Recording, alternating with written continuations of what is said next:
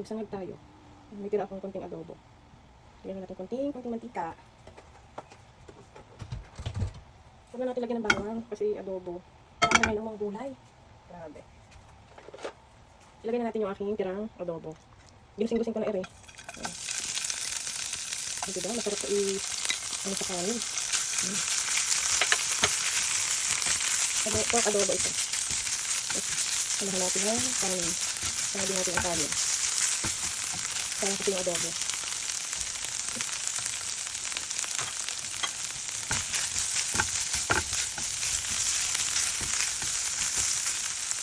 Samahan natin ang kanin.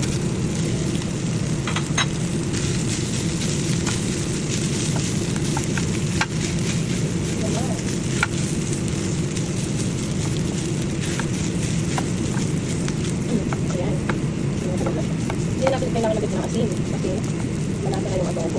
Medyo basta-basta lang natin sa kanin. Ito, ulam. Ano na, ikaw na ng ulam. Pwede na ito. Diba? Masarap na siya. Yung paminta na din ito.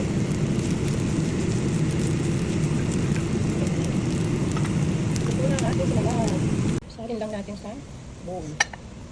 Kaso makatulog pa yung aking mga ano. Kasi na akong kakain. Yan. So, magluto na tayo ng ulam. Siyempre, hindi mawawala ang egg. Palagi yan sa alita. Ayan. Konting asin lang. Ayan. Konting paminta. Hindi ko sa yung black. Ayan. Ano ko pala pa sa ilaw? Okay. Dito na. Ay, nalapit ko.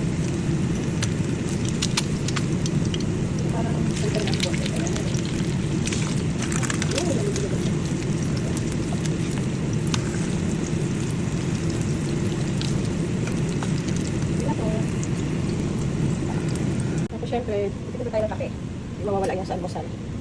Kape.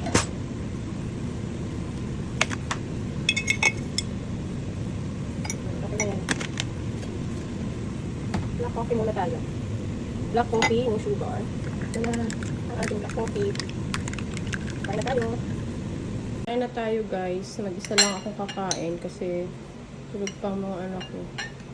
Tapos yung kapatid ko naman, tulog pa rin.